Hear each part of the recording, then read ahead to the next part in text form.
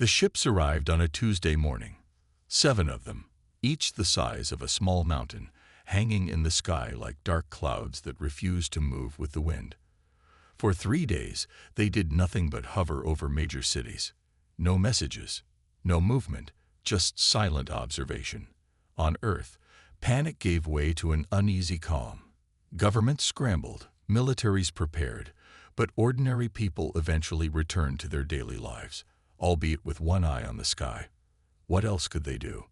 When the aliens finally spoke, they chose to broadcast their message globally, appearing on every screen simultaneously. People of Earth, the translator rendered their clicking speech into simple words. We are representatives of the Galactic Confederation, a union of 17 spacefaring species. We have observed your world for 53 of your years and have determined you are ready for contact. The alien on the screen had blue-gray skin and 4 eyes positioned around a circular head. Its mouth moved in ways that seemed impossible, and its voice sounded like stones being rubbed together underwater. We mean no harm. We offer knowledge, trade, and protection. Your world will join others like it under our guidance. President Bell of the United World Council responded with careful diplomacy. We welcome peaceful contact and look forward to learning about our galactic neighbors. What humans didn't know was how the aliens classified them in their reports. The Confederation had categorized Earth as a Class D acquisition, a primitive world with some limited technology, but no real value beyond its natural resources, and as a strategic outpost. Commander Drek, leading the contact mission, had specifically noted, the dominant species displays minimal physical capabilities, no natural weapons, weak musculature, poor sensory adaptations. They require artificial protection from their own environment. Their technology is crude, and their understanding of cosmic principles is basic. They will make suitable workers for simple tasks, and their world has adequate mineral deposits to justify installation of extraction facilities. The first face-to-face meeting took place at a newly constructed landing pad outside Geneva. 5 aliens emerged from their shuttle, each standing nearly 8 feet tall. They wore no protective gear, seemingly comfortable in Earth's atmosphere. Ambassador Robert Wilson led the human delegation. Wilson was chosen not just for his diplomatic experience, but for his imposing physical presence, yet he still had to look up to meet the aliens' gaze. "Welcome to Earth," Wilson said, extending his hand in greeting. Commander Drek stared at the offered hand with his 4 eyes blinking in sequence. "Your world is now part of something greater," he said, ignoring the gesture. "We will begin integration immediately. Your leaders will receive instructions on preparing your population." Wilson lowered his hand slowly. "Perhaps there's been a misunderstanding. We expected discussions about mutual cooperation, not instructions." "Cooperation implies equality," Drek responded. "Your species has not yet earned equal status. In time, with proper development, perhaps. For now, you will benefit from our guidance." The other members of the human delegation exchanged worried glances. This was not the first contact scenario they had prepared for. "I believe we should discuss the terms of this relationship," Wilson said carefully. "Our world has its own systems of governance." Drek made a sound that the translators couldn't process. The other aliens shifted their posture slightly. "Your systems are inefficient," Drek finally said. "We offer improvement. Resistance would be unwise. Your weapons cannot harm our vessels. Your technology cannot match ours. Your physical forms cannot withstand our soldiers. The wise choice is clear." Wilson stood straighter, his face betraying no emotion. "Commander Drek, I suggest we adjourn for today and resume discussions tomorrow. My people will need time to process your approach." What the aliens didn't detect was the silent emergency signal Wilson activated under his sleeve, or the subtle positioning of Earth's special forces hidden around the perimeter. The aliens believed they faced a simple, weak species that would quickly submit. They would soon learn how wrong they were. The emergency meeting of the World Security Council lasted through the night. Military leaders, scientists, and government officials gathered in a bunker 300 feet below the Swiss Alps, far from alien detection systems. "They see us as insects," General Adams said, playing back Commander Dreck's message. "They expect us to roll over without a fight." President Bell rubbed her tired eyes. "Their technology is beyond anything we've encountered. Direct confrontation would be suicide." Dr. Lewis, head of the Global Science Division, stepped forward. "Madam President, it's time we revealed Project Prometheus." The room fell silent. Project Prometheus had been Earth's best-kept secret for 15 years, a joint effort by the world's top scientists working on technology derived from a crashed alien scout ship found in Antarctica in 2089. "Are we ready?" Bell asked. "Not completely," Lewis admitted, "but we've made breakthroughs they don't know about. Our shield technology works. The energy weapons are functional. And the Prometheus ships can fly." "How many ships?" General Adams asked. 5 fully operational. 3 more at 80% completion."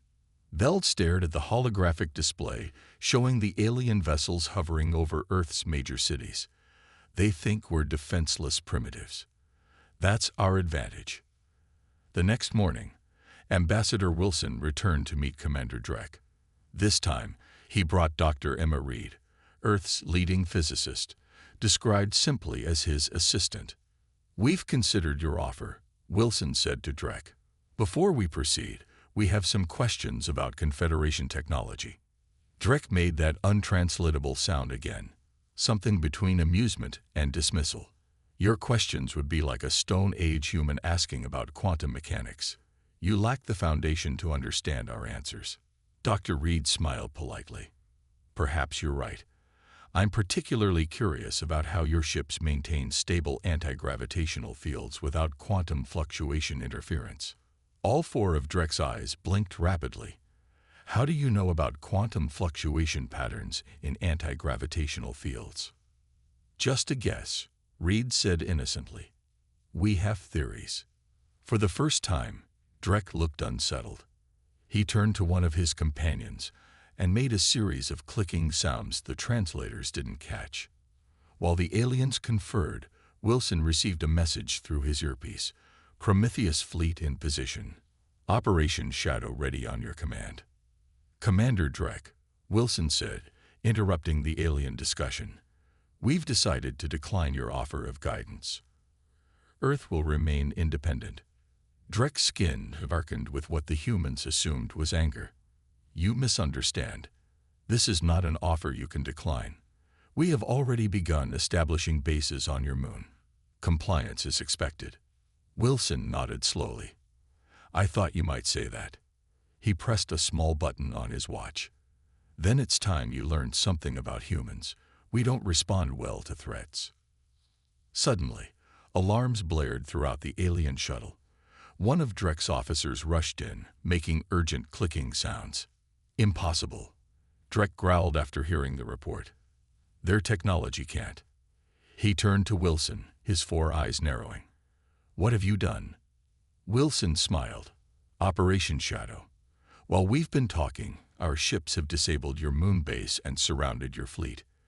Your ship's energy systems are currently being drained by our electromagnetic pulse technology." Dreck's translator struggled to keep up with his rapid speech. "You have no such technology. Our scans showed." "Your scans showed what we wanted them to show," Dr. Reed interrupted. "We've been studying alien technology since before your arrival.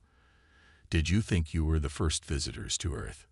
Outside, the sky darkened as the Prometheus fleet decloaked around the alien vessels, sleek black ships with blue energy signatures pulsing along their hulls. "Now," Wilson said, his voice hardening, "let's discuss a real partnership between equals, or would you prefer to see what else we've been hiding?" For the first time since their arrival, the aliens of the Galactic Confederation experienced something new when dealing with a primitive species: fear. The grand meeting hall of the Confederation flagship hung with an uncomfortable silence. Commander Dreck sat across from the human delegation, his 4 eyes blinking out of sync, a sign of extreme stress among his species. Behind him stood 4 Confederation military officers and 2 scientific advisors, all watching the humans with new caution. "Your deception was unexpected," Drek finally said, breaking the silence. Ambassador Wilson leaned forward.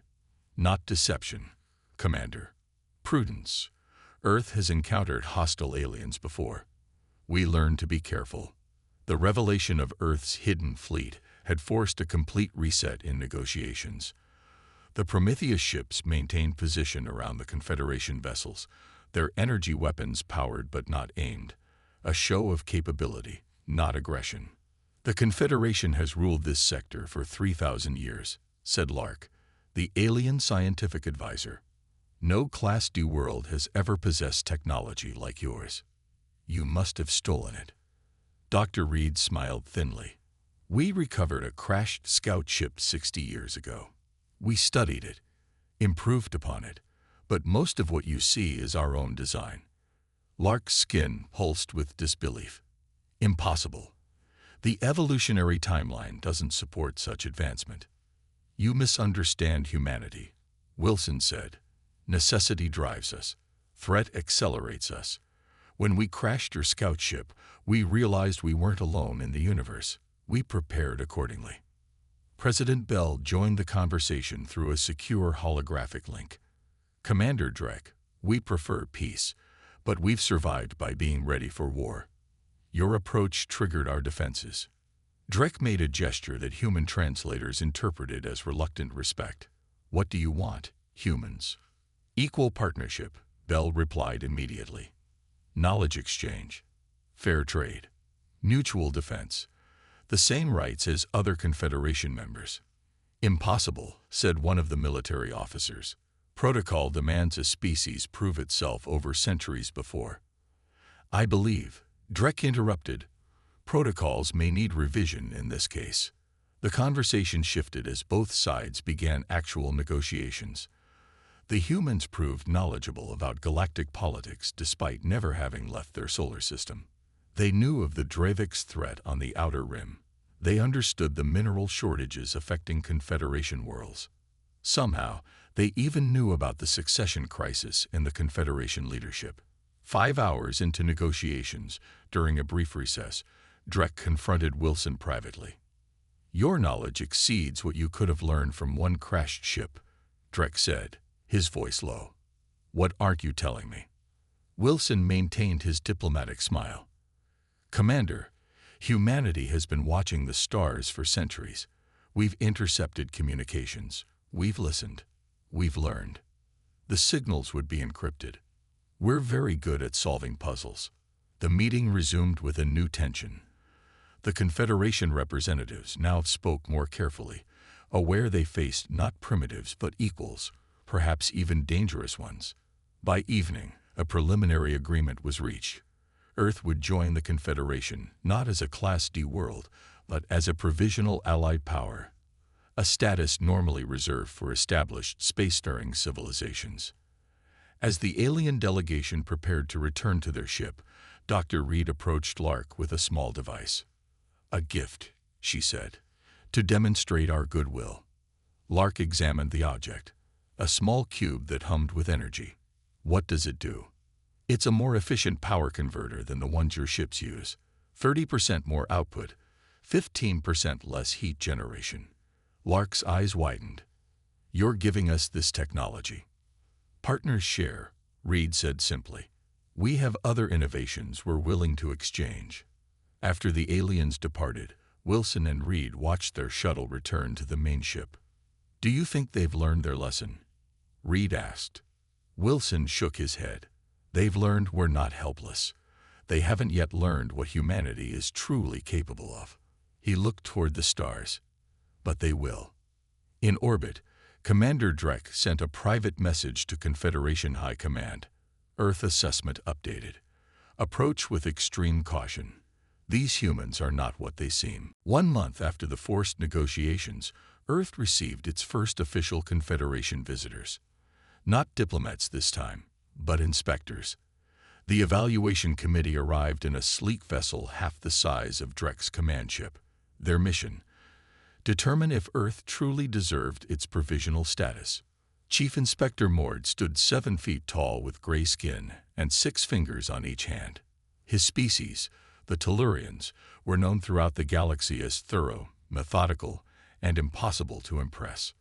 We will require access to your military installations, research facilities, and government archives, Mord announced upon landing. Any resistance will be noted in our report. General Adams, now Earth's defense coordinator, met Mord's gaze steadily. You'll have reasonable access within security protocols. Full access, Mord insisted, or the Confederation will assume you have something to hide. Adams smiled. Everyone has something to hide, Chief Inspector, but we'll cooperate as much as possible. For 3 weeks, the inspection team traveled the world, examining Earth's technology, interviewing scientists, and observing military exercises. They seemed particularly interested in the Prometheus ships, requesting detailed schematics that were politely but firmly denied. Your vessels achieve faster-than-light travel without using standard fold-space generators, one inspector noted. How? Proprietary technology was the only answer given. Tension grew as the inspectors became increasingly frustrated by Earth's selective transparency. Humans shared technological marvels freely in some areas, while maintaining absolute secrecy in others. Then came the message from Confederation Central Command. A Dravix battle group had been detected heading toward the Sol system. 3 warships, heavily armed, and clearly hostile. This is concerning, Mord said, reviewing the alert. The Dravix rarely venture this far into Confederation space. Why would they come here? Adams asked. Mord's expression remained neutral. Perhaps they heard about Earth's unique situation. The Dravix enjoy testing new members of the Confederation. Adams narrowed his eyes. Did you notify them about us? The Confederation did not officially contact the Dravix, Mord replied carefully. But they found out somehow. Adams pressed. Mord made no response, but his silence was answer enough. President Bell called an emergency meeting. Is this a test? Are they sending these Dravix to see how we handle ourselves? Wilson nodded grimly. Almost certainly. The question is, do we ask for Confederation help or handle this ourselves? If we request help, we show weakness, General Adams said. We'll be back to being treated as inferiors. Dr. Reed studied the data on the approaching ships. These Dravix vessels are powerful, but not beyond our capabilities. Then we face them alone, Bell decided. When the Dravix ships entered the solar system 2 days later, Earth was ready. The Prometheus fleet formed a defensive line near Mars, while planet-side defense systems were activated. The Dravix wasted no time on diplomacy. They'd broadcast a simple message: surrender your world or face destruction, then opened fire on the Prometheus ships. What followed shocked even the inspection team watching from Earth. The human vessels moved with impossible speed and precision, evading most of the Dravix energy blasts. When they returned fire, their weapons cut through Dravix shields like they weren't there. Impossible, whispered one inspector. Those shields should withstand 10 times that firepower. The battle lasted less than 30 minutes. 2 Dravix ships were disabled, the third destroyed when it attempted a suicide run at Earth. Human casualties were minimal, just 1 ship damaged with no loss of life. When it was over, Chief Inspector Mord approached General Adams with a new respect in his posture. You knew this was a test, Mord stated. Adams nodded.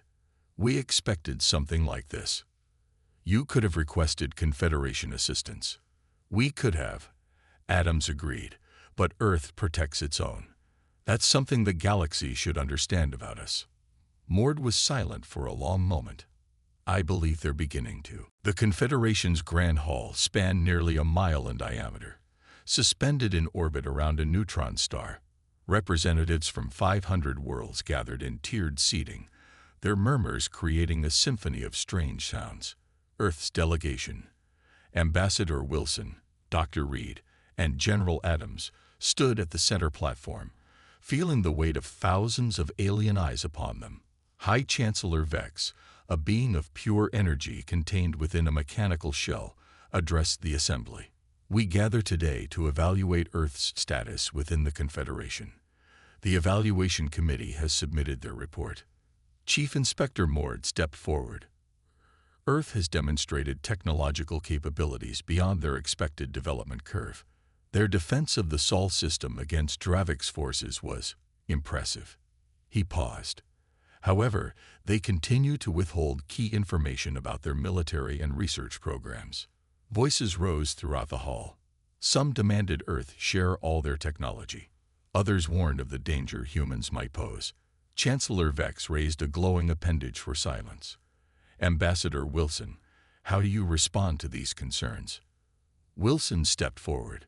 Chancellor, esteemed representatives, Earth has shared medical, environmental, and communications technology freely. We've withheld only what directly impacts our security. He looked around the hall. Given that the Confederation arranged a military test without warning us, I believe our caution is justified. Angry clicks and whistles filled the chamber. A tall, insectoid delegate rose from the upper tier. The humans accuse us of treachery. Not treachery, Wilson replied calmly. Strategy. We understand testing a new ally's capabilities. We simply ask for the honesty to admit it. Chancellor Vex's mechanical body hummed as he processed this. Your candor is unusual, Ambassador. Humans value directness, Wilson said. It saves time. An unexpected voice joined the conversation. Commander Drek, now stationed at the back of the hall. High Chancellor, I have observed these humans closely. They are dangerous, yes, but they are also honorable in their way.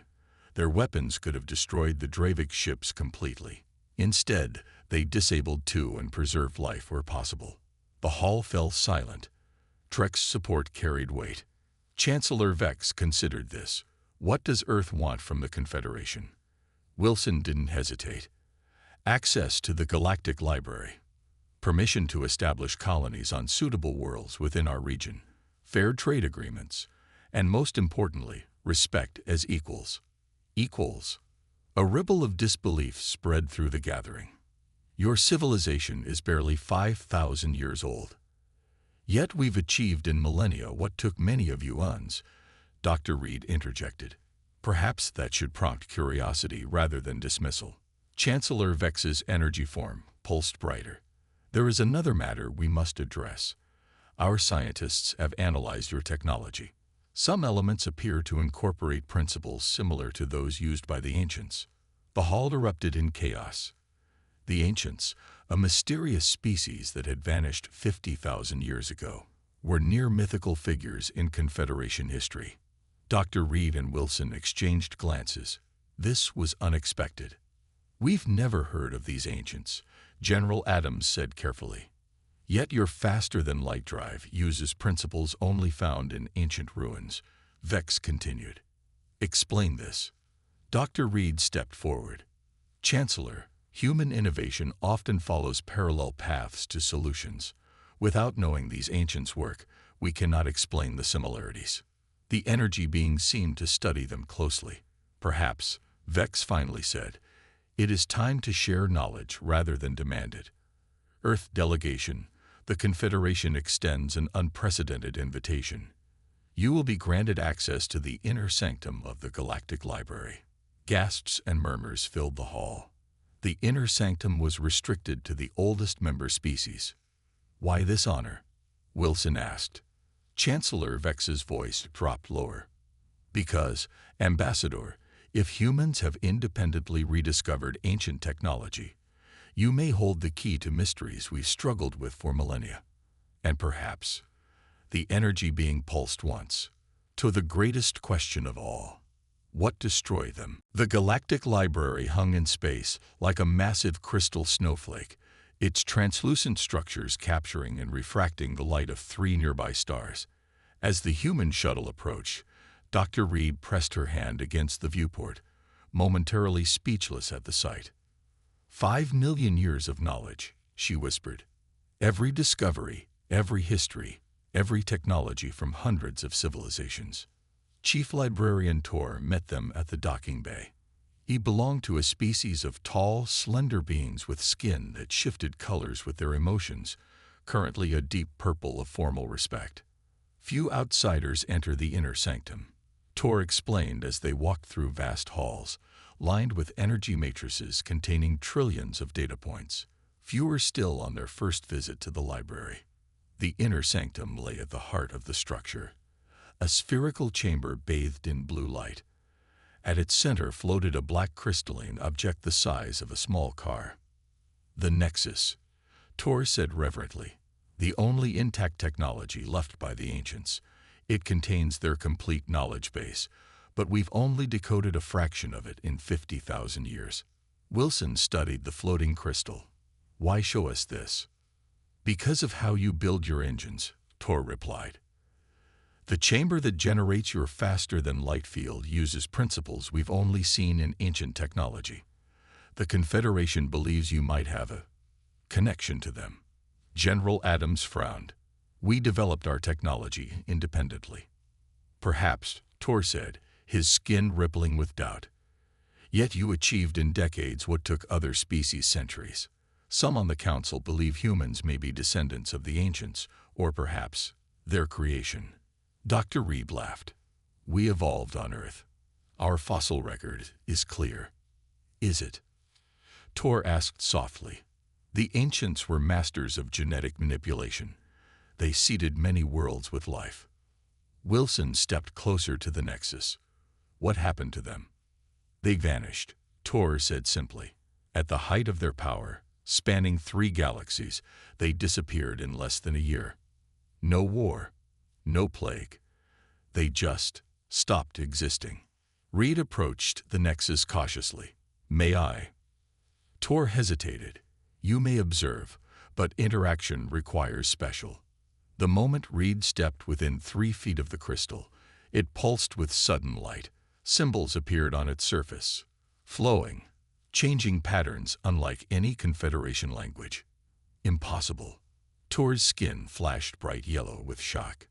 It's never responded to any being like this. Reed felt drawn toward the crystal, her hand rising involuntarily.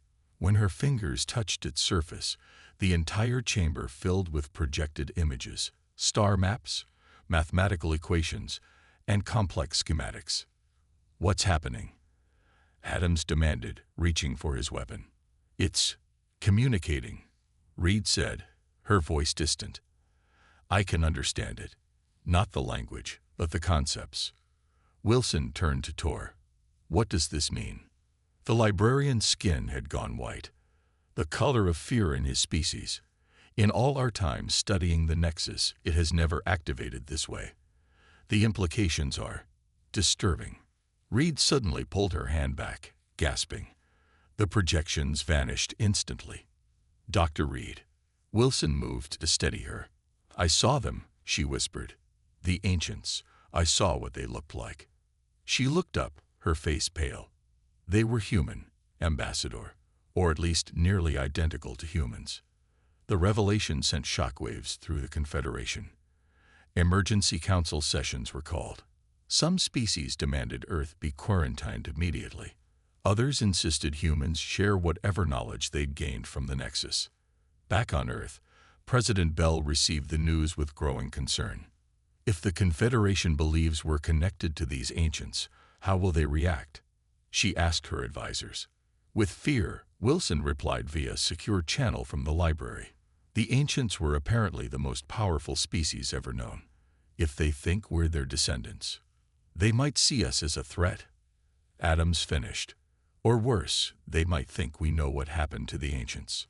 Bell looked out her window at the night sky. And do we? Reed's voice came through, hesitant. Madam President, when I touched the Nexus, I saw more than just images. I felt a warning. Whatever destroyed the ancients, it's still out there. And somehow, Earth is connected to it all. The transmission ended, leaving President Bell staring at the stars with a new understanding. The galaxy now feared Earth, not just for its unexpected strength, but for what it might become. The emergency meeting in the White House bunker was tense. Screens showed live feeds from across the solar system, where Confederation ships had taken position. Not quite a blockade, but certainly a show of force. "They're scared," General Adams said, pointing to the tactical display. 300 ships mobilized in less than 2 days. President Bell nodded grimly. "Dr. Reed, tell us again what you saw in the Nexus." Reed looked exhausted, dark circles under her eyes from days without proper sleep. It wasn't just images or information. It was memories. The ancients created the Nexus as a warning beacon. She paused. They were fleeing something that hunted them across the stars. "What exactly?" Bell pressed. "They called it the Void.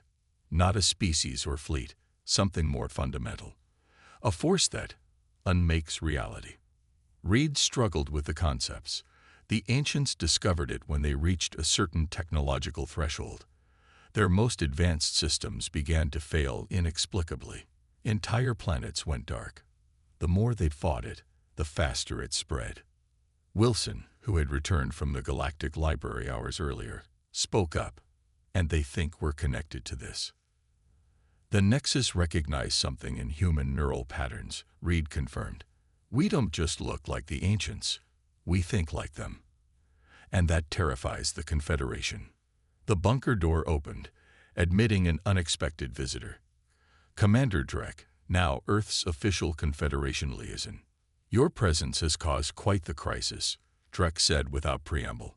"Half the Council wants to destroy Earth immediately. The other half wants to study you like lab specimens." "And what do you want, Commander?" Bell asked. "To understand," Drek replied simply. "If humans are indeed related to the ancients, your existence changes everything we thought we knew about galactic history." Adams leaned forward. "Those ships in our system, are they here to protect us or eliminate us?" "Both," Drek admitted. "The Confederation fears what you might become, but they fear even more what might be following you." The room fell silent. "Following us?" Wilson finally asked. "The Void," Drek said, all 4 eyes fixed on Reed. "Your connection to the Nexus revealed more than you know.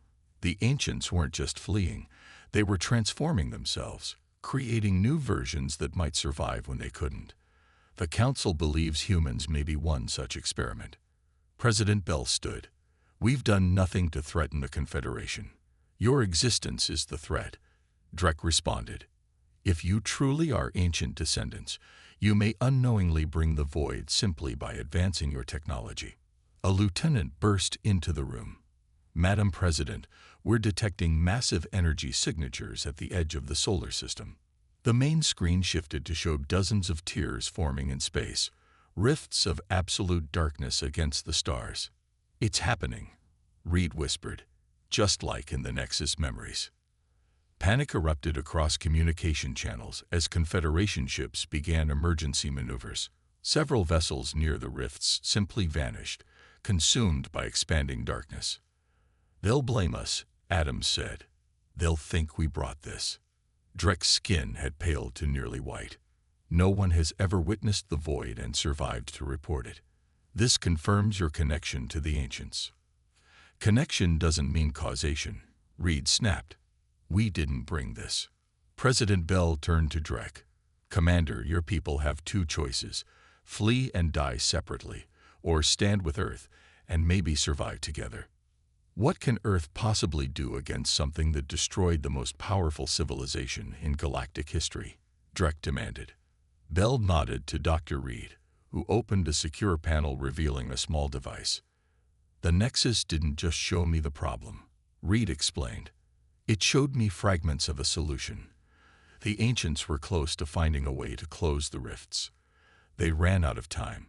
But," she held up the device, "we can finish what they started." Drek stared at the human technology. "You built this from Nexus information." "We adapted it," Reed corrected. "The ancients thought like us, but we think differently too. They ran from the Void. Humans tend to run toward danger.